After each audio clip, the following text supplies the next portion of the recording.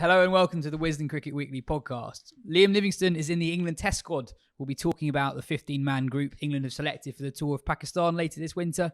We'll also be talking about Scotland's winning start to the T20 World Cup, some wider T20 World Cup previews for the teams that have qualified directly for the Super 12s, and getting the perspective of some players and chairs on the proposals outlined in the High Performance Review.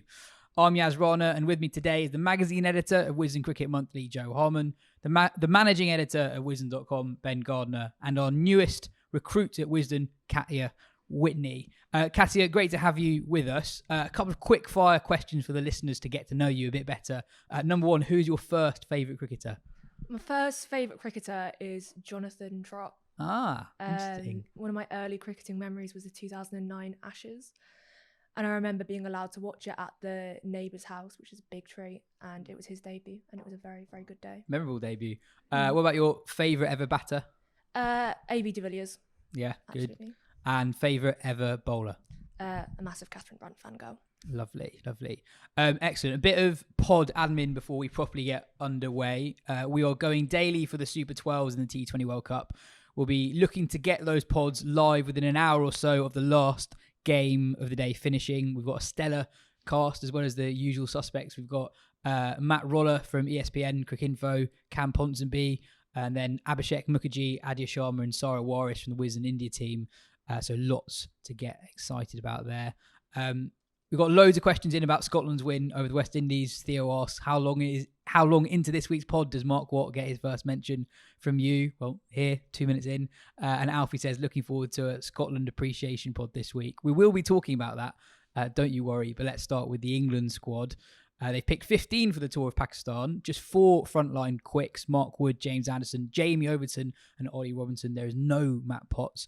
Alex Lees has been dropped. Ben Duckett and Keaton Jennings are both in there, as are the uncapped at test level pair of Will Jacks and Liam Livingstone. Jacks had an outstanding summer with a bat for Surrey and chipped in with 17 wickets with his off spin. Generally plays as Surrey's only spinner. Livingstone, on the other hand, has barely played first-class cricket in the last few years. Joe, what's the thinking with Livingstone? Well, it all feeds into the way they want to play their cricket, doesn't it? I think they're in this kind of fascinating period where they've essentially got carte blanche to do whatever they want, and we can't really criticise them because it's all worked so far, even though some of these calls do look, on the face of it, slightly odd. He's barely played any red ball cricket for a few years now. When he hasn't done well. There was a bit of energy in this room for him to go to the Ashes last winter. There was something to be said for that, but it felt like that ship may have sailed, but not under Bazball. He's back in. A big factor is obviously his spin bowling, that he can bowl offies and he can bowl leggies, and that English spinners have not had a vintage summer as they rarely do in county cricket. And they've gone for kind of a bits and pieces. It looks like a bits and pieces all-rounder at 7 or possibly even 8, I guess 7. And then it looks like Jackson Livingstone will be fighting it out for that spot. I think Ben wrote this as well. I would think Jax has got to be ahead of Livingstone, in my view, just because he actually had a brilliant red ball summer and he plays the format is a good start. And he's done the job of bowling quite a lot of overs for Surrey, giving the seamers a break, which is going to be exactly what they require in Pakistan. Livingstone is a really, really quite talented white ball bowler, but he hasn't done a lot of it in red ball cricket and hasn't fulfilled that role. So I think Jax is ahead of him, but Livingstone, exciting pick. Whether it works or not, who knows? But I guess they've just decided it's worth a crack, and that's the philosophy in a nutshell of the side so far. As you say, a big part of it is that there isn't the trust in a second spinner. Normally when England go to Asia, we talk about England taking 3 spinners often to Asia. And I know we've said on the show before that spinners don't do as well in Pakistan as you might think. And it's not going to be as hot in Pakistan in December as it might be in other times of the year. But at the same time, you would expect finger spinners in particular to bowl a lot of overs. So what do you make of the decision to not trust any of the finger spinners out there in county cricket? If you are a Liam Patterson-White, for example, who's been a concussion reserve at points in the summer, how does this make you feel? Yeah, I mean, he would have been closest. I don't think you can feel devastated or particularly hard done by this. Was a kind of a breakthrough year for him. I think that's it. If you look at the numbers I've written down here, the English spinners that have taken 30 wickets or more this summer, there aren't that many of them. In Div 1, Don Best, 36 wickets at 42. Rob Keogh, who's a part-timer at Northants, 34 at 30. Matt Parkinson, 33 at 31. Danny Briggs, 31 at 43. going to Div 2 where Patterson Wright has taken 41 at 28. And then you've got Andrew Salzbrook Glamorgan 33 at 33, Callum Parkinson 30 at 50. There is not a lot to pick from there. And, you know, those bowlers might well say, well, we haven't had the conditions or the time of year that suits us. And that's a completely fair enough point. But England can only pick on what they've seen. And they haven't seen much to suggest that they should pick a second frontline spinner. I guess it's quite interesting to look at this squad in light of the absence of Moeen Ali, who it looked like a couple months ago was quite likely to tour. And almost it seems like, in a way, if you put Moeen Ali in that squad, he's like, those are almost the two most like-for-like players to him in the country in terms of having that sort of X factor, being able to sort of get those quick runs down the order and also filling overs, and possibly in a way that Moeen Ali wouldn't control, but these two you might expect to maybe buy a wicket as well, possibly. And so it almost feels like they had an idea of what the team would look like with Moeen Ali in it, and he's not in it, but they've gone with the same idea of team, which is quite an odd one, but there is a sort of logic there, I guess. Like, it looks to me like they're going to basically pick 3 specialist bowlers, 2 quicks, probably one of Anderson and Robinson, one of Overton and Wood, and then Jack Leach. And then, as you say, with probably either that part-timer at 8 or at 7 with Folkes in the other spot. That's the way it looks to me with how they pick the squad. So potentially Jack's at 8. Or Folkes at 8 with Jack's at 7, possibly one of those two.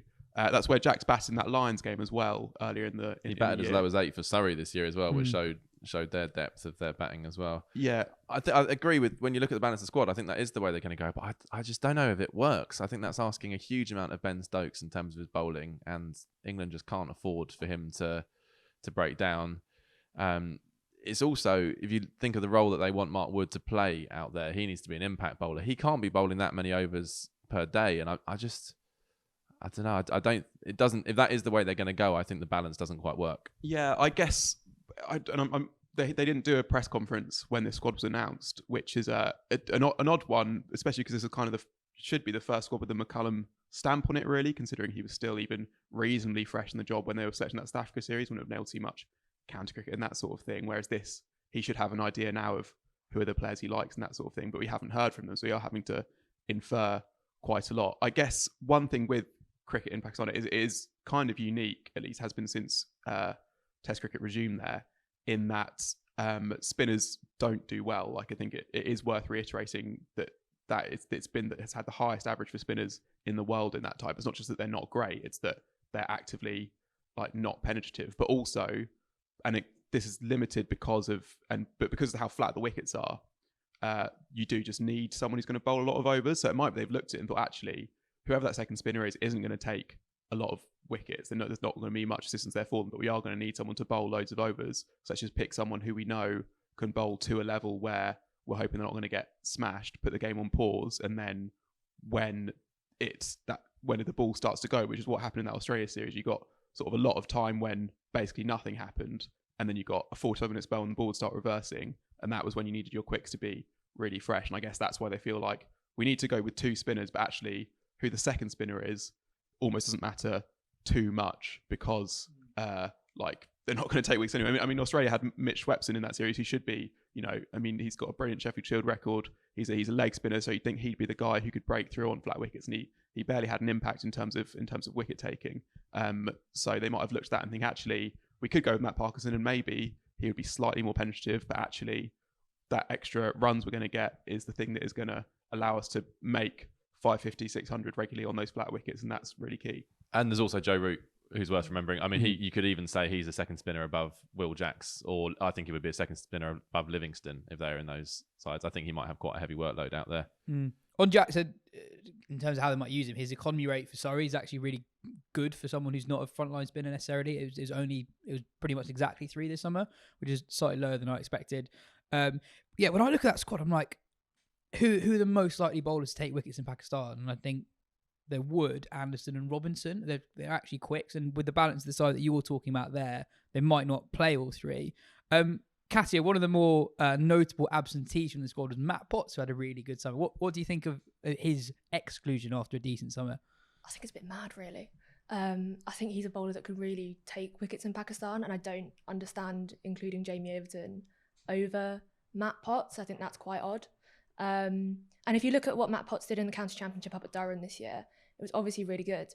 So I think he's got a right to feel quite hard done by, to be honest. I think there's like a difference between what England see Jamie Overton, what he could be, and what he actually is. I think he kind of bowls those spells that are really eye-catching, not as often as you probably want him to do in Pakistan. I mean, Joe, we were talking about it earlier, but he never opens the bowling for Surrey, or very rarely does. And when he does bowl for Surrey, it's as one of 6 bowlers quite often, and he's really looked after well. And if he's only going to be one of 3 quicks, including Ben Stokes, and you've got a part-time spinner who's going to bowl a lot of overs anywhere, that's expecting a lot of him, and when he's only one of 4 in the squad that's going. Yeah, he has bowled, he's bowled very, very well this summer, but he's also bowled quite a few wayward spells, and then they can just whip him out of the attack because they have so many options at Surrey. If England are going to go with a kind of a 4 bowlers and then some part-time spin, they don't really have that luxury with Overton. So again, I think if you played him, you'd probably have to play an extra seamer. He'd have to be one of 3 plus Stokes. And I agree with Katya. I think it's odd with Potts. All I would say is that we don't necessarily know everything. There wasn't the press conference. We don't know. He's bowled a lot of overs this summer for Durham in England. Maybe he's getting into that red zone and they're slightly worried about an injury. We know what has happened to England's fast bowlers of late. Maybe they're like, well, this is a tour that won't necessarily do him that good. But I agree with Katya. I think that kind of stump-to-stump approach, quite skiddy, always at you, I think would have been quite a good shout in Pakistan, really. So it was an odd one, and it's not having that press conference to explain it. I hope they've spoken to him properly, because it'd be very demoralising for him having had the summer that he's had if he feels he's actually been dropped. I hope it's been kind of talked about as being rested or held back for future challenges, because there's no way that he deserves to be dropped after the summer that he's just had. Yeah, there's I guess the other seam bowler as well, who I actually thought had quite a good chance of going, and again we don't know exactly why. I imagine it's a fitness thing. Is Ollie Stone, who, if you're comparing out and out quicks firstly in terms of pace and also just in terms of skill, I think from what I've seen of them both in Test cricket, Ollie Stone there's a gap between him and Overton. I think he's better than Overton, and he could have been consistently quicker as well. A real threat. I guess the one thing in terms of this, because the size of the squad is the other eye catching thing. 16 players is not very. 15 players. Yeah, it's not. Sorry, yes, that's right. It's not very much for a 3-test tour back to back on some could be some quite grueling games, especially when you've got players in there who are sort of injury, like you got a 40-year-old, you got Mark Wood, who is often going down with one sort of injury or another. I wonder if it's just because it's Pakistan in particular, because of what the tour will actually be like, especially if you're like essentially a travelling reserve almost. Where it's almost like going back to the Bible times. Like, you'll be allowed to mingle as much as you want with the team inside a hotel, but you will be basically confined to hotels as the tour is going on. And if you are going there with not much chance of playing, sitting in a hotel room or in a dressing room for a month could be something they're like wary of inflicting on a player, I suppose. That's the one thing in terms of why haven't they just taken 6 quicks or 7 quicks and give themselves the luxury of picking any sort of team they want. That's why they haven't, I would guess. And a second keeper as well. I mean, I really hope we don't get in the scenario where Ollie Pope is batting 3 and keeping wicket, because he is their reserve keeper in that squad, isn't he? Or Duckett as well, I suppose. This is a problem. Duckett possibly, yeah. I don't know, has Duckett kept in first class cricket recently? Not sure. It's quite a big ask, isn't it? And you're right, it's a risk, yeah. And is Duckett going to open the batting and keep, if that's the problem? Yeah, I mean, it's difficult. It's a problem that England have got themselves into before with James Bracey. He got into their thinking as a batter, and they're like, oh, but he also does keep and can keep, and that's ended up how he played, and he wasn't very good, and that's potentially put his career further back than it otherwise would be. I kind of think that into the squad overall, that England's record overseas recently is really bad, and also kind of you'd expect them to struggle in Pakistan. So I kind of get that they're doing something weird, the possibility of batting jacks at 8. And it feels like every call they've made has been, how can we get as many runs as we possibly can? And that, Jamie Overton batted so brilliantly on his debut as well. I think that probably feeds into that. We'll get all our runs, and then you kind of worry about the rest of it later. Yeah. But as we've said, maybe in Pakistan, that's the approach that works with the pitch being so high scoring. You have to prioritise runs over pretty much everything else. Yeah, I think that's fair. Yeah. And also the pace at which you get the runs as well, if tests are quite slow there. Yeah. I guess the other thing to mention is that there's going to be an England Lions squad that's not yet been announced, and England will play a warm-up game against them. And it's already been reported that Rahan Ahmed, the 18-year-old Leicestershire leggy, might be asked to just stay with the senior squad afterwards. So he will offer some reserve. I mean, that would be one hell of a story. 18-year-old leg spinner playing for England. Got a first-class ton in the last game of the season as well. Yeah. If a lot about him. Not that I want this to happen. If things go badly, this could easily be an absolutely like a final test 11 for the ages. Like if you have players going down with injury, maybe an illness bug sweeps through. I'm not sure. You've got sort of players out of form and not really pitched. I could easily see, Livingstone could open. You could have Ryan Ahmed being the youngest ever Test cricketer. It could be really great, I think. Okay, great. Anyway, let's move on. The T20 World Cup. The T20 World Cup has got off to a sensational start. Namibia comfortably beating Sri Lanka on the opening day, and then Scotland following that up with a similarly convincing win over West Indies. Both Scotland and Namibia qualified for the Super 12s last year, but didn't do that well when they got there. Ben, there's been a bit of discussion on how much of an upset were these two results. What do you think?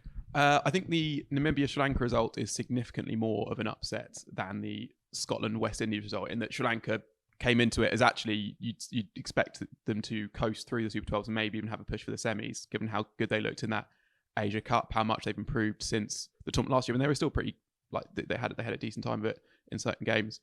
So that was a real upset. But I think what's interesting as well, and the Scotland one is an upset, but West Indies are a bit of a shambles. They've left out, or they're without maybe their three of their four best players, maybe, for reasons like sort of within their control in terms of not picking Narine, Russell, and Hetmeyer missing the plane, and also Pollard's retired but still playing. So that, and you look at that team, you're actually like, that is quite a weak batting lineup for what we come to expect from the West Indies. It's still an upset, and Scotland played absolutely brilliantly. I think what's notable about both of them is how this wasn't, the traditional style of upset we've come to expect from associate teams at certain points, where it's been like conditions have been like the wicket's been green and a seamer has had an on day, or there's been an absolutely worldy performance and it's still been a really tight game. Both teams were just absolutely outplayed, and in really smart ways as well. I mean, quite showily so in Mark Watt's case. But in Namibia's case, they were the death batting was really, really, really smart in terms of they weren't just going for sixes every ball. They realised it was a big ground, and if they were getting twos most balls, then that's 12 and over, and you're going to be actually getting up to quite a good score. And you can also do that in a way where the bowling side don't even realise the game's being taken away from them in a way. And then, with the Scotland game, obviously George Munsey did play a very sensible innings in terms of batting through, knowing that if they got 160, they would have a chance.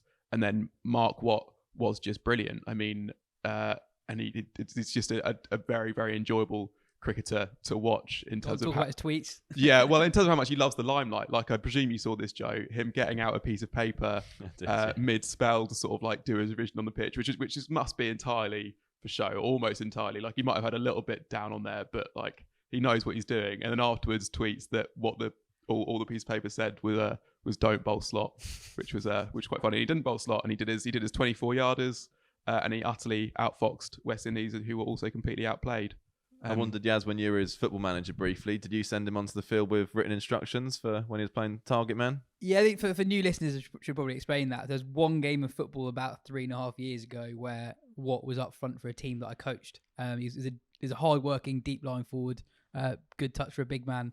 I think on just in those two games, I think you're right to pick out Namibia going for the twos, because so much of T20 cricket at the moment is talked about like six hitting.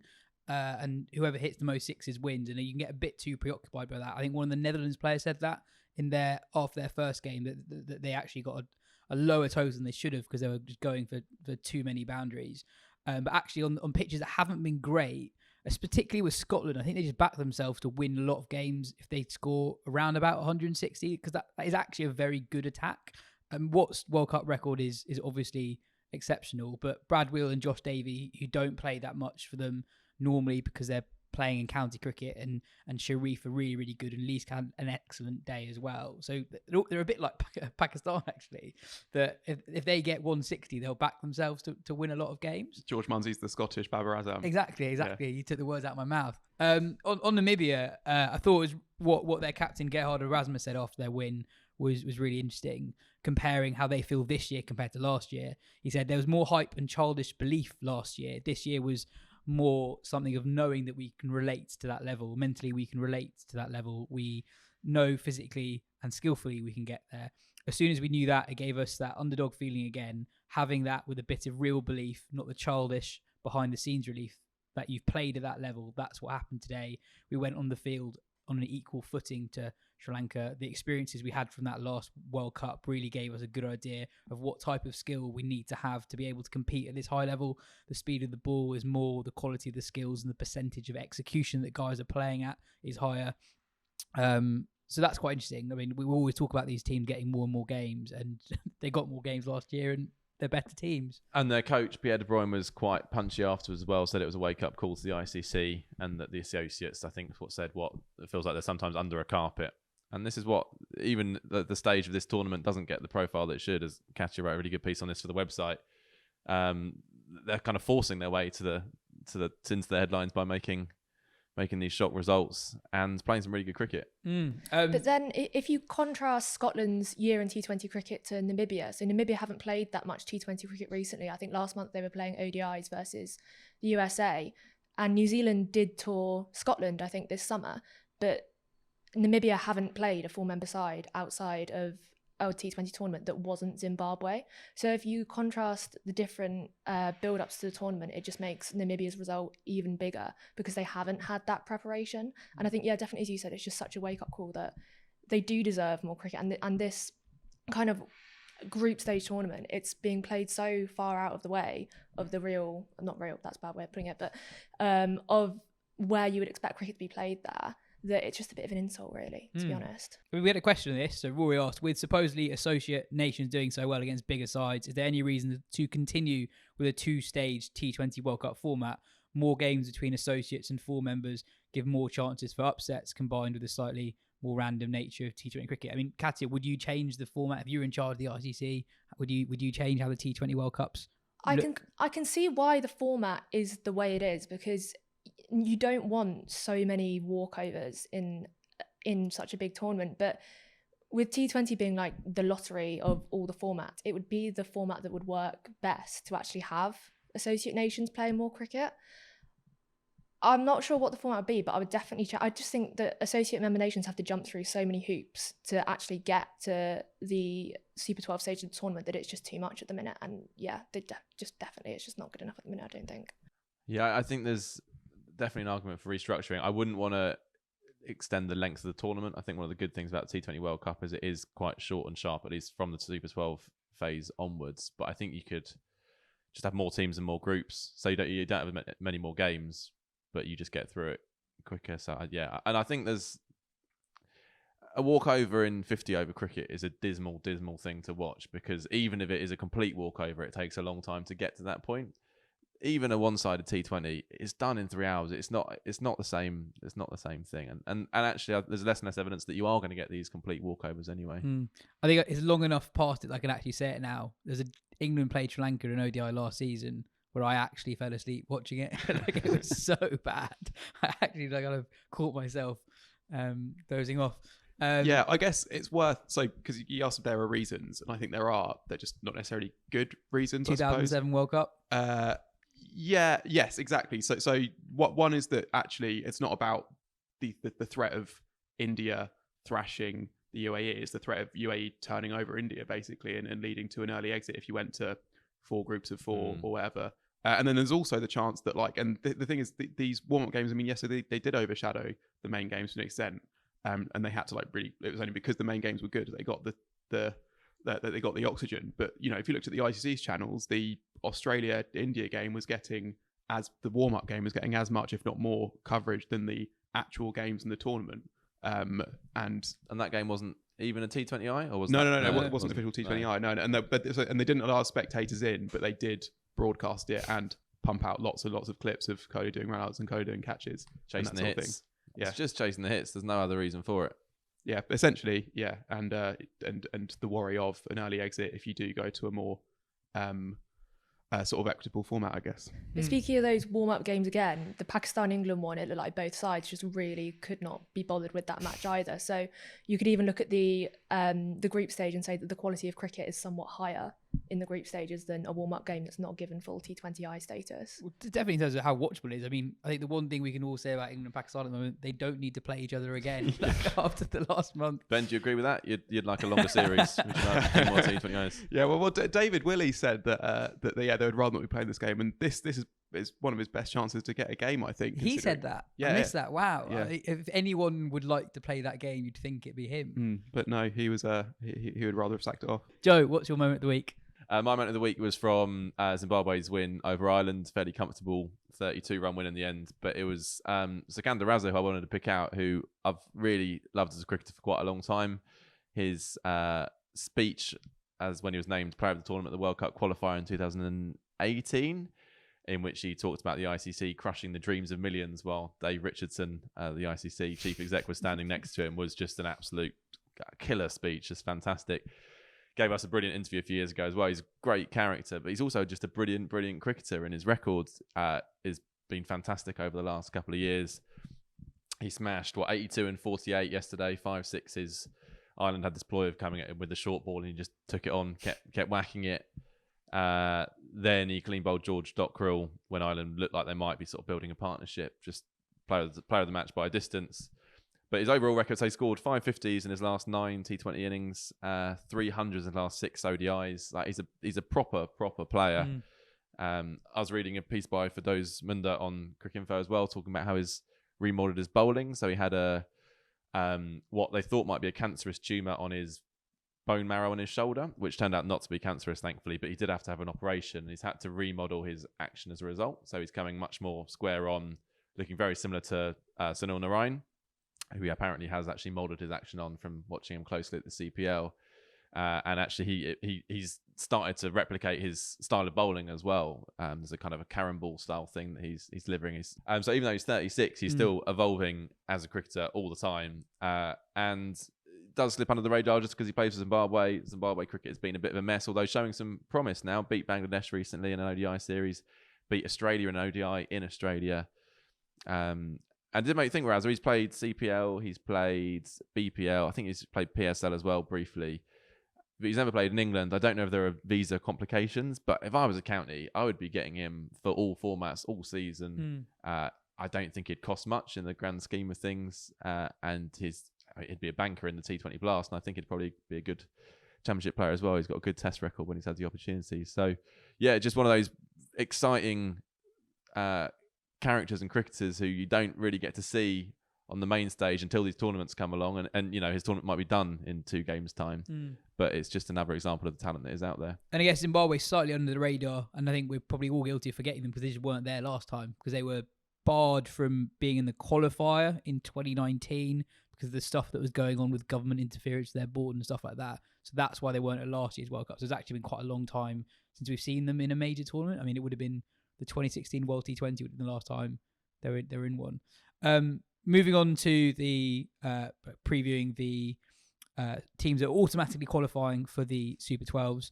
Ben, we talked a lot about England on last week's show, but there's been some cricket since then that might change how they look at things. Ben Stokes did very well in the power play in their warm-up game against Pakistan, scoring 36 off 18. Harry Brook batted really well. Sam Curran got some runs. Livingston got some runs, but as Katya alluded to, Pakistan weren't really at it in the field, so you had a few opportunities there. Do you think anything's going to change with how England were thinking about lining up? No, I don't think so, to be honest. I think that obviously Ben Stokes does like to open, as most players do, but England will just back his ability to play any situation that comes his way, kind of rightly or wrongly. That might well decide their World Cup campaign, whether that gamble is justified. Livingston, it was a bit sort of scratchy in parts. There were a few chances, but also he did hit one absolutely massive 6, and will just be actually enormous. Yeah, onto the roof of the Gabba, wasn't it? Yeah. And he'll just be better for a bit of time in the middle. So I think he just plays now. Brook had a good innings, so any questions about him having had a bit of an iffy series in Australia, they'll be answered. And also, Reece Topley is an injury doubt for that first game against Afghanistan, having rolled his ankle.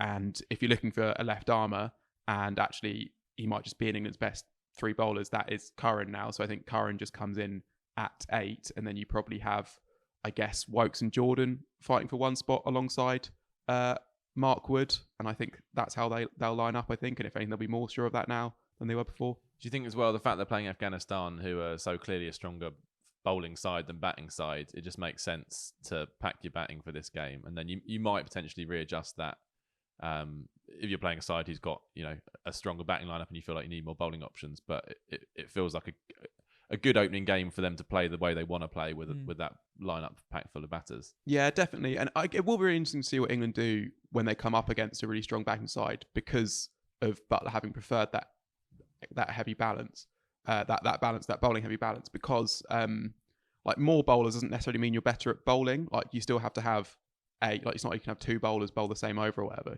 like if your best bowlers are Curran, or the three best quicks you choose, Rashid and someone else, like if it's Stokes, Moeen and Livingstone, or it's just Stokes and Livingstone, or it's just Stokes, Moeen, do you see what I mean? Like it doesn't actually make that much of a difference almost. I guess you have fewer moments where bowlers who might not be quite on it that day or might not suit bowling against certain batters, and it just gives Butler more options as captain, I guess. Possibly, yeah. Going on to like who we actually think will get to the final four. Katya, have you got 4 teams you think will progress to the semi-final? England, Pakistan, Australia and India. Those are my 4 predictions. But I think England will lose. I think England will qualify top of their group, but I think they'd lose to Pakistan in the semi-final. And then Pakistan versus probably India in the final. Oh, that'd be good. That'd be good. Let's hope, yeah. Ben and Joe, what are you going for? Let's go first. Mine were, I had South Africa going through rather than Pakistan, and I have.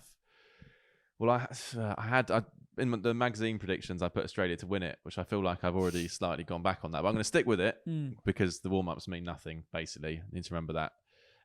So I think Australia will beat India in the final and England will get knocked out in the semis. Yeah, I think those are the 5 strongest teams.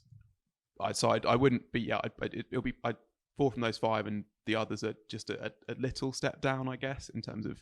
No one's mentioned New Zealand yet. Yeah, no, I know, but I did see one pundit tip them to win it, which I was surprised by. I mean, on paper they've had quite a good year, but they've also just played Ireland, Scotland, Netherlands, and then Bangladesh and Pakistan in tri-series, which they lost. It's just not a batting side that fills me with that much confidence, basically. But there are good players in there. They'll definitely have a say in who gets the semis, and I wouldn't be totally surprised they'd be the 6th, I suppose, at that point. Yeah. It looks like Daryl Mitchell's not going to be fit for the start of the tournament either, so that's not going to help. I've gone England, Australia, India, South Africa. I think South Africa could do pretty well. They're a settled side. Their balance has to change a little bit with Pretorius being out and Parnell coming in. But other than kind of concerns over Bavuma's form, it's a pretty settled side. I think I wrote in the magazine, I think India are going to win it. I think for so long with Indian T20 cricket, they've had so much talent at their disposal and they've not been very good at actually picking the best players necessarily, or at least not picking the best players into roles that suit their games. And I think they have finally got to somewhere near that. Dropping Rishabh Pant and bringing in Dinesh Karthik as a specialist finisher, I think demonstrates a clearer way of thinking that they haven't necessarily had before. And I think if India have that clarity, I can't really see anyone else stopping them. I think in that England-Australia series, obviously they were warm-up, so we shouldn't look too much into them, but I think you could see 2 sides that did have flaws in them that I don't think India have. The one thing we haven't mentioned in the Super 12s, and with good reason, is Bangladesh. I think if they were in the first round, I think they would struggle to make it through. I can't remember what the numbers are exactly, but I'm pretty sure it's since the last T20 World Cup, or the start of the last T20 World Cup, they've played 20 T20Is against 4-member sides, 22 against 4-member sides, and lost 20 of them. They are not very good at T20 cricket, and I'm prepared to look silly when they win the whole thing and Shakib takes a hat-trick in the final. But yeah, I mean, some people are saying that given that Sri Lanka and West Indies have lost their opening games, there could be a scenario where both of those go into the group with Bangladesh, India, Pakistan, South Africa forming a group of death. But actually, with West Indies the way they are at the moment and Bangladesh the way they are at the moment, that's not that strong. And also, when you have a group that has 3 clearly stronger teams than the rest, that's actually easier for a good team to not qualify, because you only need to slip up once, because that team that finishes third is going to win all the other games, if that makes sense. Yeah, I'm just about with you. Yeah. So in last year's World Cup, India didn't qualify in the group with Pakistan, New Zealand, Afghanistan, and then Scotland and Namibia, because they basically had a couple of off days earlier on. That was it. Whereas in the other group is like, yeah, I can't. You can more likely teams to finish in the same number of points, basically. The other thing I was going to ask you guys, players of the tournament. Joe, do you want to go first? Well, very boringly, I've gone for Josh Butler, who I was just really encouraged to see him straight back into form after the injury. He looks great, but slightly more dark horse. Not that he's that much dark horse, but David Miller's looking pretty fantastic. Got a great record of late. If South Africa are going to get to the semis like I predicted, I think he'll be a big reason for that. I went with Surya Yadav. Just don't really good. need to explain it, to be He's honest. Yeah, I mean, it tends to be whoever the leading run scorer is, and I guess that tends to be. Okay, no. Who do you think will be the best player in the tournament? Not who the ICC give the award to. Oh, okay, that's quite a different question. I need to actually think about it now. Well, I think the best player in the tournament will be Surya Yadav as well. So boringly, that is what I think. Cool. I've kept on saying it, but I think Arshdeep Singh, if India are going to win it, they're going to need somebody to do really well. You've put a lot of store on Arshdeep Singh. I have. Tournament here. Similarly, I think England are probably going to get to the semis at least, and maybe even the final. And in that case, Butler or Brook or Curran. Curran's had a really good build up to the tournament, and you kind of feel that he's never been guaranteed a spot in almost any England 11 he's ever played in. But I kind of feel now that he's really establishing himself in T20 cricket. Well, it's interesting with Curran because when he played in the T20s in the summer, he didn't take a single wicket in England in the T20s in the summer. And now he's come in against Pakistan and in Australia, and he's been really, really good. So it's interesting that he's come good at this time for England and almost taken a problem out of their hands for them and nailed his place in the side pretty much. Yeah, and even in the blast for Surrey, he wasn't bowling very much at all. He was still working his way back from his injury, batting in the top order and absolutely smoking them at the start of the blast. It's just phenomenal hitting. Yeah. And we still haven't we've seen it in glimpses for England, but we haven't really seen a kind of massive T20, not partly because this is through lack of opportunity more than anything else. But I think, I agree. I think there's one kind of round the corner from Curran. I think he's in for a big tournament as well. Definitely. Yeah, Mark Wood is the other one. Like, I mean, he's bowling as quickly as he ever, or maybe quicker than he ever has done. The wickets will suit him. He's also just looks like a better T20 bowler now than he has done before. And he's just so important to England, especially with Abdul Rashid not taking as many wickets through the middle as he has done before. If Mark Wood can fill that role well and if he's taking 2 or 3 wickets a game, England they'll be a very, very tough team to beat. Elsewhere in the international game, obviously with all the T20 World Cup build-up happening, there's not that much else happening in the men's game at the moment. In the women's game, India won the Asia Cup in the end. They beat Sri Lanka very comfortably in the final. Renuka Singh took 3 for 5 as India restricted Sri Lanka to 65, which they comfortably chased down. It's their 7th Asia Cup triumph in 8 competitions. Next up, we'll talk about the high performance review and the challenges facing counties this winter. On to the high performance review. You've heard lots from us on what we think. And in the last week or so, we've spoken to people within the game, county chairs and players. Katya, you spoke to Sean Jarvis, the chief exec at Leicestershire. We'll hear from him later. But what does he think about the review overall? Not a fan, I think, is understatement. He basically said that the review in its current form will lead to the end of Leicestershire as a first-class county, was his kind of take on it. He said they'd lose £250,000 from revenue from cutting the games. And he said that backing a reduction in any number of domestic cricket games is not something that he could back and that would pretty much cripple Leicestershire. He's a really interesting guy because he comes from a footballing background. I think he played a good part in Huddersfield Town getting promoted, I think, to the Premier League a few years ago. And he comes at it from a multi-sport perspective of looking, well, no other sport reduces their domestic game to try and achieve high performance. So why is cricket reducing their game to try and achieve high performance, was where he was coming from on it. And he also mentioned that even though that's a specific reason why Leicestershire have an issue with it, other counties will have other reasons why they don't like it. Yeah, so he said particularly the problem for Leicestershire was the reduction in blast games, because not only is that where they make most of their revenue from domestic cricket games, but their membership is much keener on Blast games than it is county championship games, because that's something that Leicestershire actually could win. And he also mentioned about the diversity of Leicestershire as a county and that being what the population of Leicestershire want. Whereas somewhere like Warwickshire, that has a 100-side based at Edgbaston, as well as Blast games and everything like that, their membership could tolerate a reduction in T20 Blast games, but not in county championship game.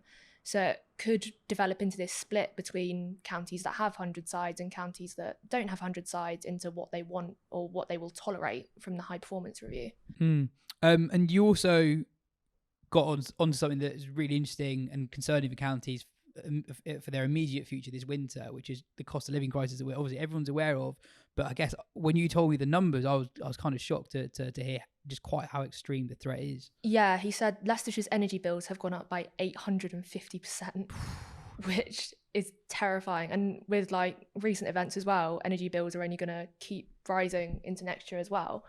But going into the winter, that number is just, like, as you said, like really, really staggering. And then I had a statement from Hampshire's CEO as well, David Mann, who said their energy costs have gone up 400%. So it's clearly something that counties are looking at, and maybe that is a catalyst for turning to more sustainable forms of energy in the future or making county grounds more sustainable. Well, here is some of Katya's chat with Jarvis. I've read a few things that you've said about the high performance review, and I can pretty much guess your opinion on it. Could you just outline for me exactly where you stand on the high performance review in its current incarnation? Yeah, I think in terms of me personally as chief exec at Leicestershire, it is.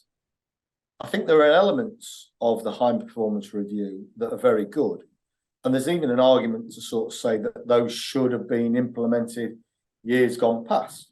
Yeah, I can understand why they haven't and all the rest of it, but there are good elements in that, particularly relating to how we develop our players, and I actually think they could go further.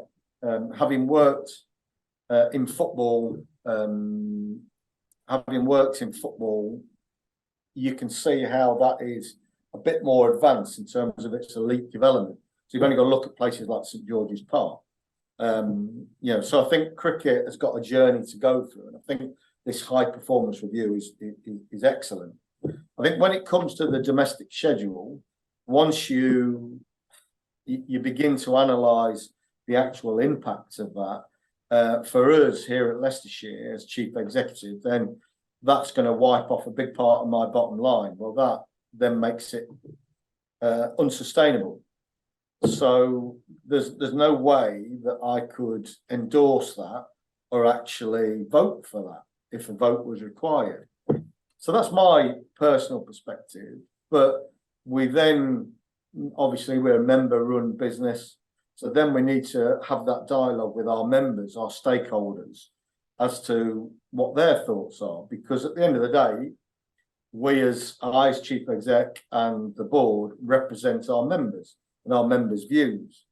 So for us, we needed to hear what they had to say. And we held that session last Friday, where they came along. We had roughly 100 people in the room, and we streamed it. So we had, I think at one point, there were about 700 people. So, a good number. I suspect some of those weren't members as well, but we gave them the opportunity to have their say. And the clear messages that were coming out were very similar to the beliefs that we kind of discussed at a board level and coaching level, which were almost a rejection of point 10 and 11, I think it is, in terms of the proposal, which is this reduction of the game. But yeah, we like what they were doing in terms of the high performance at the elite level, and again could go further. So that was kind of the consensus. So Leicestershire, I think it's fair to say now, is in a position where they would reject certainly point 10 and 11, and actually want more dialogue on how it could progress and how it could develop Leicestershire. So could you tell me exactly which parts of the new schedule, whether that be the reduction of games, the different times you're playing it, where is that going to hit Leicestershire financially the hardest? Yeah, the T20s. So if the plan was to reduce from 14 to 10, and then you look at the reduction in the championship games as well. Once you take all those into account and you work out ticket sales, hospitality sales, sponsorships, maybe membership reduction, so you can only base it on gut feeling or an indication of what the numbers you have, that would result in £250,000 loss for Leicestershire, and that's £250,000 from the bottom line. So that's something that we just can't accept. So there are not fag packet mathematics, but certainly the equation that we've worked out, that if we were to reduce it, that's what would happen. And it's interesting, once we came out and said that, I actually had 4 counties that contacted me and said, our maths are very similar, one a little bit more, and ours were at the baseline. It could be more than that. So I think for us as well, the issue that we have is, what we're seeing is our T20s is actually doing what we want it to do, and that is to attract diverse audiences to our games. Now here in Leicester, we have I think we've got 56 different nationalities. I'm curious to see what the next census says, but 56 different nationalities based on the last one. We, of course, want to be attractive to all. And what we're seeing is that there is an increased number of different backgrounds actually come into our games, which is brilliant. Now, what happens if you take those away? We're then going against everything that we want to do, and that's be open and inclusive and so on and so forth. So all of a sudden now I'm going from 7 home games down to 5. If I have a bit of inclement weather, that could be essentially reduced to 3. And it almost becomes, well, what's the point of getting involved in that? And that's something we can't allow. And where does the 100 come into that? So without a 100 team based at Grace Road, that appealing to diverse audiences and bringing in the cash, where does that reduction in blast games sit with that? Yeah, my verdict of the 100 is still in abeyance. I've always sort of said, I think you need 3 years to really look at the impact of the 100 on Leicestershire County Cricket. I can't talk for the others, but for Leicestershire. What I have seen is a real mix. I've seen encouraging signs where our gates in T20 have actually increased. Now, is that down to the 100? Is that down to better marketing here at Leicestershire? Who knows? I suspect it's a combination of all. But we've had record attendances for the best part of 10 years here at Leicestershire with regards to our T20s. So that's really encouraging.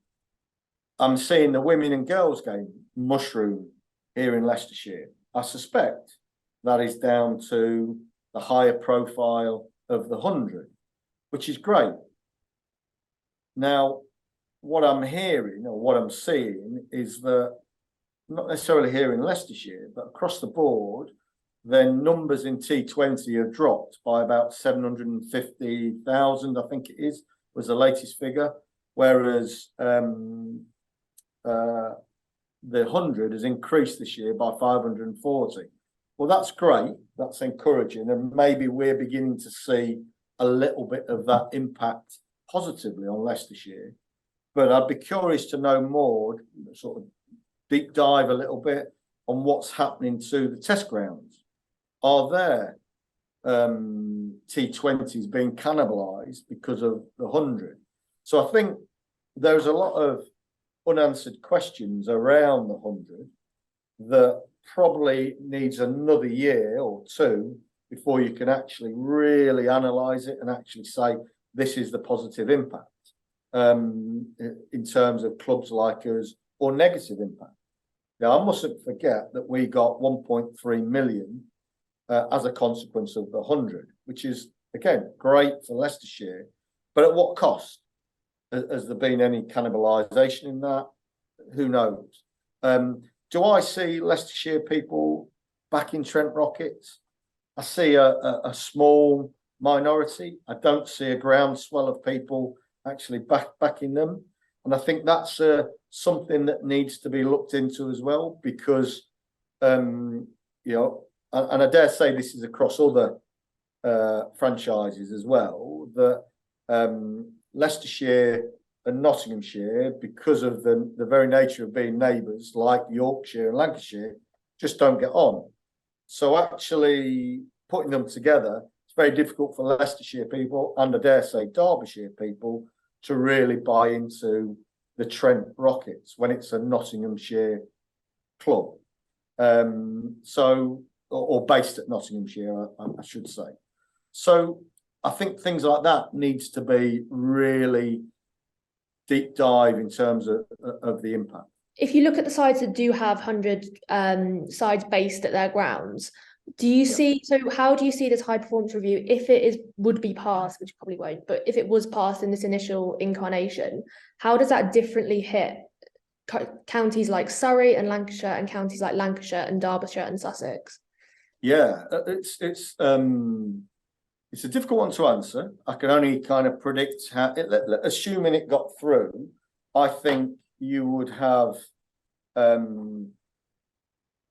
big groundswell of its members upset, as what you've seen at Lancashire with the Action Group, upset at the reduction in Championship cricket. I think they could probably tolerate a reduction in, so the 100 venues, probably a reduction in the T20s. So again, I can't speak for Warwickshire or Yorkshire or Lancashire, but I suspect they would be comfortable with a reduction in the T20s because they have the 100 games. And the members of those 100 venues probably would accept that, as long as there isn't a reduction in the 4-day game. When you actually then apply that logic to Leicestershire, well, that doesn't wash, because our members, their exciting cricket is T20. So they don't want to see, as we saw in our forum, they don't want to see that reduced. So when you compare, say, Leicestershire with Warwickshire, Warwickshire have test games, they have the 100, they have the T20 Championship. I think if you ask them what could be the compromise to maybe the proposal, well, yes, okay, we can live with T20s being reduced. Now, if you flip it to Leicestershire, our pecking order in terms of the financial generators, T20, then Championship membership.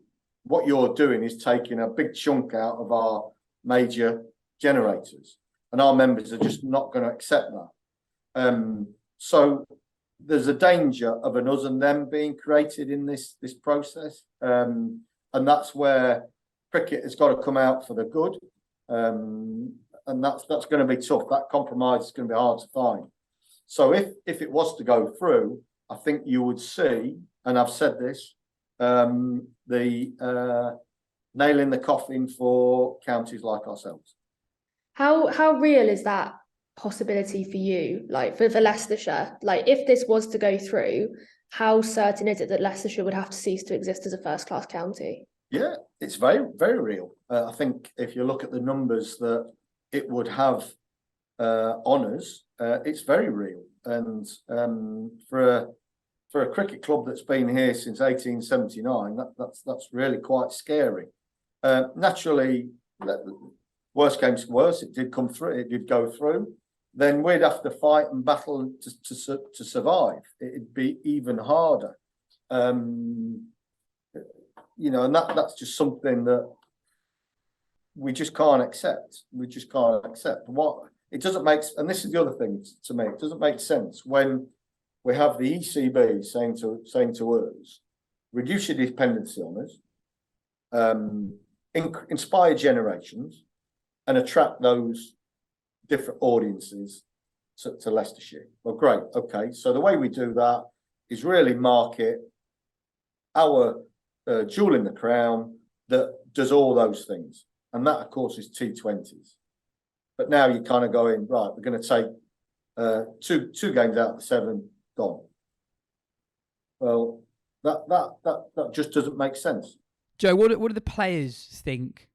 You spoke to Tim Murtagh. He's obviously one extreme on the spectrum. Someone who's seen it all. He was there, 20 odd years ago. What does he think? Yeah, so he's 41 now, Tim. He's seen many county restructurings over the course of his career. His perspective was that if we're assuming the 100 is not going anywhere, which is not, then he doesn't think we're too far wrong. He doesn't want to see county championship games reduced. I think that's counterintuitive. So aside from some minor tinkering, he thinks this is about right.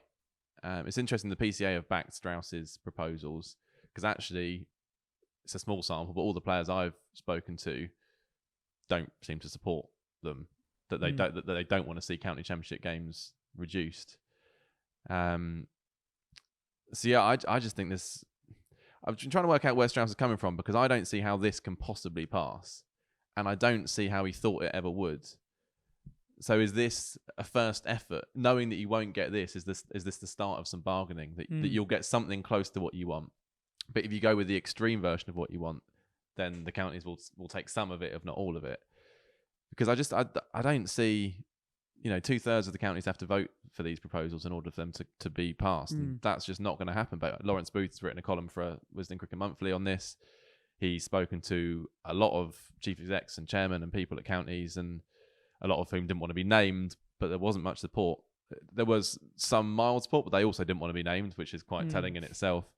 So I think, Strauss is a seriously canny, impressive politician, but he's got one hell of a challenge to get this one through.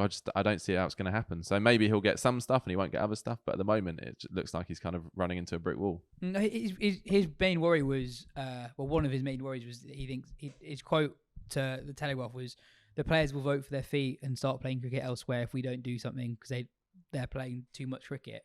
We're doing something at the moment that just looking into how much cricket are players playing, and kind of looking at the number of days that centrally contracted players are playing now compared to 5 years ago, 10 years ago, 15 years ago, and pre-central contracts, but also the leading domestic players, how much they play.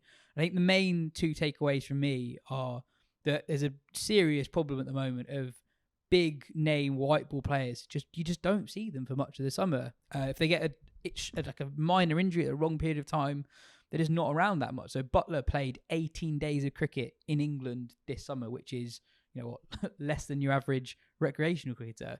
Moeen played a little bit more, but not that much more.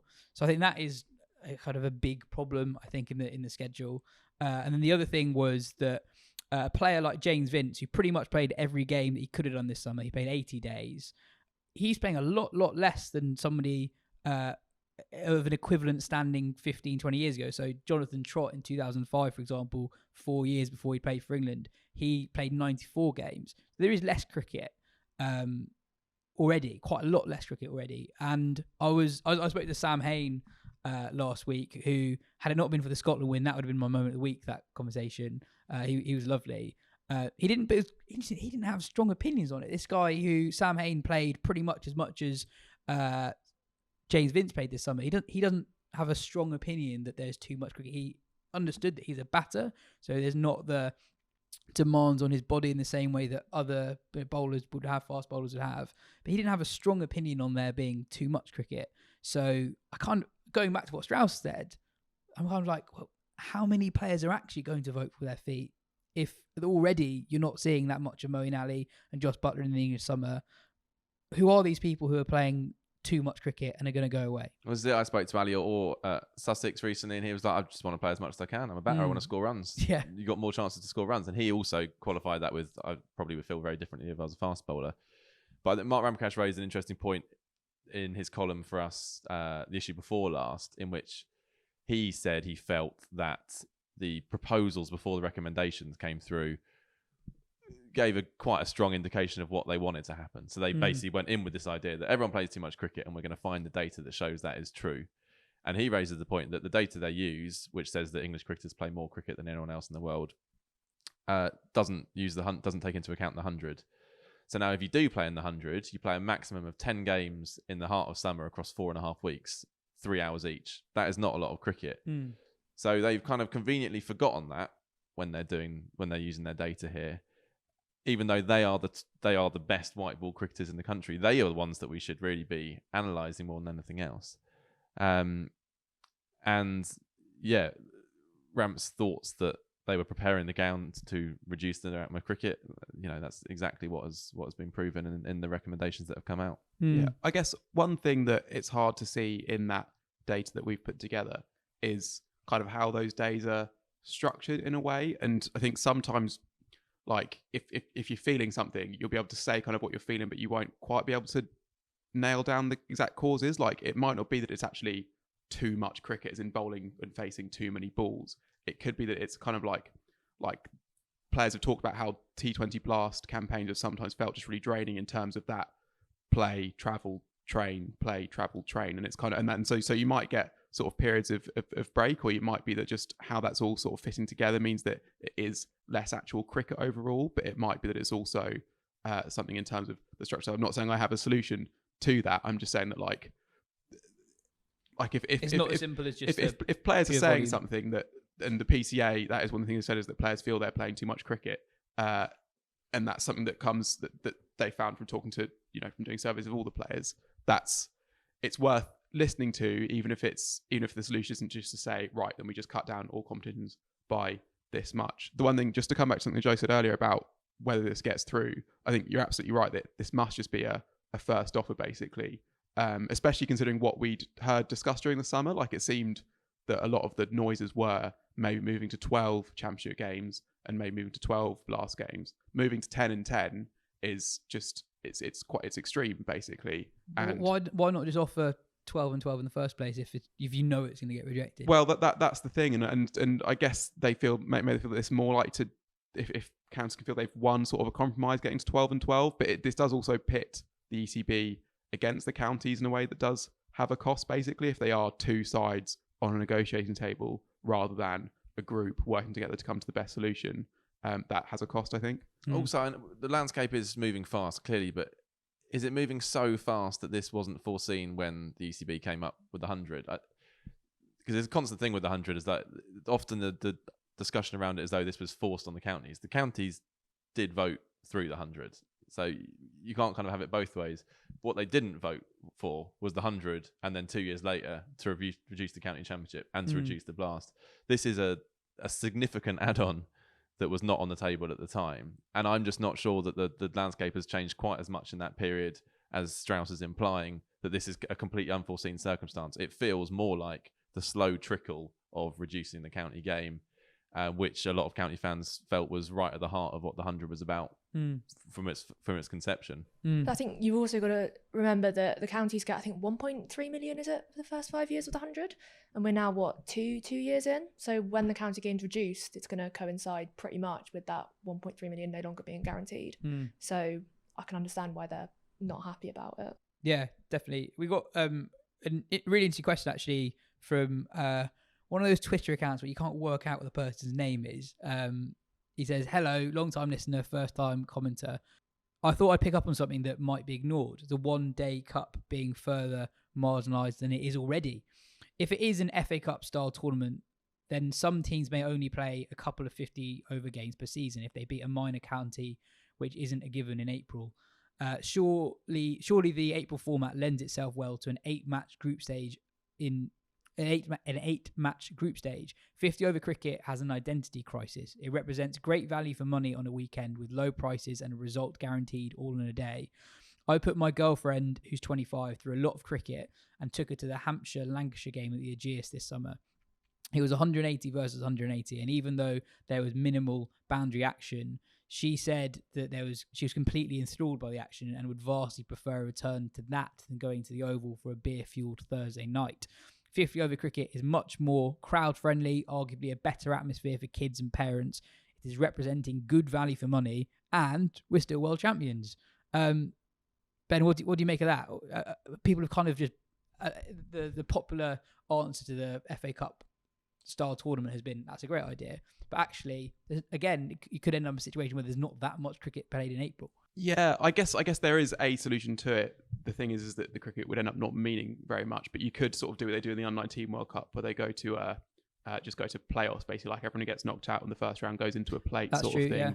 yeah. And then you have, competing for 5th and 6th and that sort of thing. I mean, it's not ideal, and you wonder how those games between deciding who comes 7th or 8th actually how they would feel, I guess, whether players would care very much, whether there would be much of a spectacle. But in terms of actually having players play 50 over cricket, they'd still want to put their cases forward and that sort of thing in a competition where, apart from the IPL lot, there wouldn't be much else going on cricket-wise, so that should be a high standard, I guess. So that would be a solution around that. But I do agree that 50 over cricket can be a really good spectacle, and that's one thing, like, people are always saying that, like, the format's dying and that's the one that's going to go and get diminished, and then you come to England and there's often really good games and really good crowds and people have a really good time.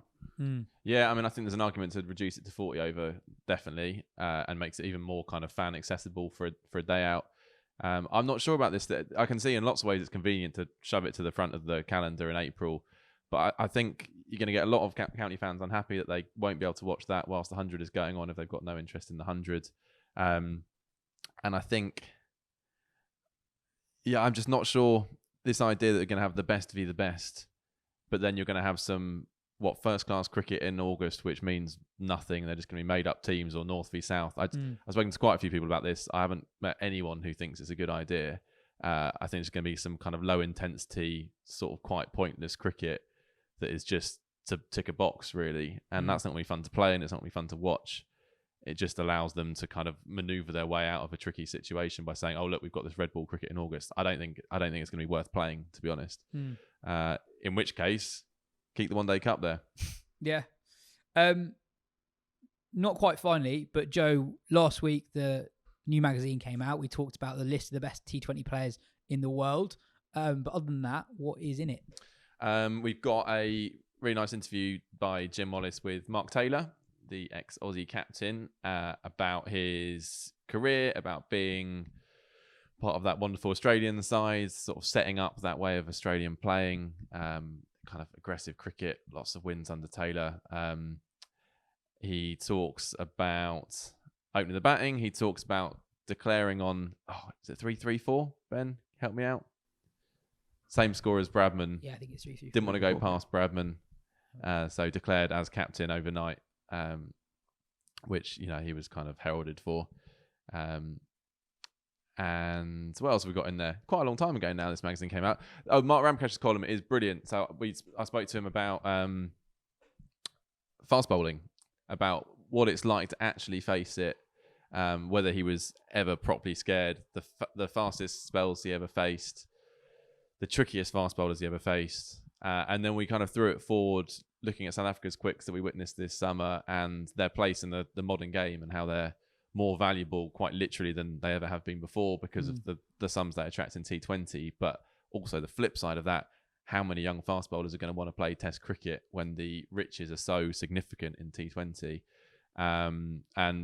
Mark's quite gloomy about the prospects of genuine quicks in Test cricket in the years to come, and thinks it might become a slightly more kind of military medium format of a game, which is obviously really, if you're trying to promote Test cricket and you lose extreme pace out of it, that's one of its greatest assets, arguably its greatest asset. So that's a tricky thing for cricket to negotiate as it wrestles with its future. We started a new series called The Great, and which Phil is doing, and this month's is The Great Solo Acts, the great individual performances when you didn't get much help. It's a kind of photo-led piece. There's some brilliant snaps in there with Phil annotating them. And it's also worth adding that this month, we are revamping the magazine. So we've got a couple of new columnists coming in. We've got a bunch of new features. It's going to look different. We've decided to do it whilst I was on holiday and Phil was in Mozambique, and we're doing it in midwinter, which I'm not sure why exactly we're doing this. It felt like a good idea at the time, but it'll be great. The one I'm particularly looking forward to, I've just done the first one, is a new series on cricket parents. So speaking to parents about the experience of being the parent of a top level cricketer, seeing the highs and lows, being there for the big moments, the terrible moments, what it was like with them growing up, how much they pushed them, how much they took a step back. The first one is quite close to home. It's our own Mark Butcher with his dad Alan Butcher, which was so nice to do. I love Alan Butcher. He's just a great man, and Mark's all right as well. Should get Alan on more. We absolutely should. So yeah, I've got a few more lined up, which I'm excited about doing in the next few months as well. So can you just assure the fans you've had a high performance review of the magazine? Have you decided that sort of less writing means higher quality writing? Are there going to be more pictures in there for the kids? I know our designer would definitely like much fewer words in the magazine and much bigger pictures. He's definitely keen on that. But I think as ever, it's the best to be the best. That's the mantra for WCM. And it's the one that's not out last week. It's the one that's being produced now, so coming out in a few weeks. It comes out in about 3 weeks from now. Yeah. Awesome. Cool. As always, you can go to wisden.com/shop to get your hands on the magazine. And finally, something a little bit different. Christmas isn't that far away. And if you're thinking about getting something cricket related, look no further than the Wisden shop. One of the best selling items in the shop is the Andrew Redden collection, a collection of prints celebrating some of the most iconic grounds in the UK. I spoke to Andrew about his collection earlier in the week. Be warned, art is not my speciality. The artist Andrew Redden is the man behind, perhaps unsurprisingly, the Andrew Redden collection in the Wisden shop. It's a collection of 12 prints celebrating cricket grounds across the UK. Each piece is in a limited run of 150 prints, each one signed by Andy. Andy, it's great to have you on. Since we started selling the prints on the Wisden shop, they've been really, really popular. So we thought we'd get you on the show to talk about them ahead of Christmas. Right. Before we get to the collection that we have in our shop, you do more than just cricket prints. People watching this on YouTube will see that you've got an Arsenal print over your right shoulder. What is it about capturing sports grounds in particular that appeals to you? Well, it was funny really, because I never painted sports grounds. In fact, I'd only ever done one painting of a sports ground, and that was the old Highbury. Not that picture, but another one. And I did it because years ago I used to go to Arsenal quite a lot, and I loved the ground, I loved the stadium, I had a lot of friends there. And it sold well as a print, just in amongst all my other prints. But my printer, he said to me I should do more football grounds, and I never really paid any attention to him. I said I don't really want to paint football grounds. I mean, I loved old grounds, and I loved what I remembered of football. But I wasn't particularly interested in modern grounds. And I painted more. I did a lot of work for the National Trust and people like that. I mean, originally I started off painting professionally because I worked in advertising for a long time. And when I left advertising, I first started painting wildlife, which was great fun, and I enjoyed it, but the work took an awful long time. You know, it's pretty, not photographic, but near as damn it work. So after a while, I started painting more generally, and I painted a lot of landscapes and a lot of old buildings. I did a lot of maritime work, a lot of aviation work. But then, with the first lockdown, everything just dried up. I mean, I think it was the same for a load of people. And it was then that I revisited the idea of my printer mate, who said, you know, do some football grounds. And I thought this could actually be just the right time to do them. And not just football. I mean, I started out with football, but the idea of doing rugby grounds, cricket grounds, you know, motor racing stadiums. I mean, anything that harked back to an age that people remember, people of my age remember, when it was all a bit spit and sawdust and corrugated iron, and your burger would inevitably give you some kind of stomach complaint, eating it at the football match. And it was quite, you know, football used to be really, really edgy. I mean, to say it was frightening, sometimes it was frightening, but, you know, I was a young lad, and it was great to go to all these grounds all over the UK. I mean, I was never fortunate enough to go to a European ground, but, you know, yeah, and then you really do begin to understand the different cultures and why a lot of the football grounds are as they are. and why the supporters are as they are. So it was not just a study of football grounds, it actually became a study of social culture, really. Once you start delving into the background of great clubs like West Ham, Liverpool, Everton, all these clubs, and even the smaller clubs as well, there's a reason why they're there. And I get a bit upset when, you know, they'll quite happily rip down a stadium. It's got God knows how many memories and brilliant matches, and all tied in with the local social, you know, fabric. So that's why I started painting the football grounds. So when you started, when you chose a club to focus on, what in particular would you think about when starting your work? Like, why would you focus on a particular aspect, for example? Well, I mean, I think that the starting point is an awful lot of the grounds I visited, so I'll have a memory of it, and I paint them in the style of really of the old railway posters. A lot of them, you know, a lot of them are quite impressionistic in the way I paint them. You know, if you actually look at them closely, it's just quite a lot of colour daubed down. But it's when you stand back and you look at them. But it might be, you know, and it's not that I paint. I mean, none of the paintings have got footballers in them, and I don't think any of them ever will, because it's a part of the ground. It's a bit that I remember, and if I have never visited the ground, then I'll research it as much as I can, looking through old photographs and footage, and you'll just see something. I mean, you know, if you go Fulham, for example, it had to be Craven Cottage. It had to be the cottage, and it wasn't from inside the ground, it was from outside the ground, because it was, you know, to me that was what it was all about. I mean, that South London, sort of Southwest London feel, with the brickwork and those wonderful sort of terrace gates, the entrances into the turnstiles, and then you've got, you know, a cottage with Fulham written on the side of it. It's nuts, really, but that's Fulham. West Ham, it was the West Ham members club, social club, and the burger bar.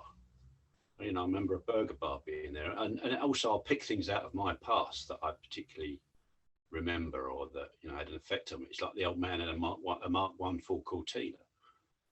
So I thought, well, I'll put one of them in the West Ham picture with a mod, because when I went to West Ham, it was the time of the mods, and it was, you know, certainly one of the most exciting grounds I ever visited.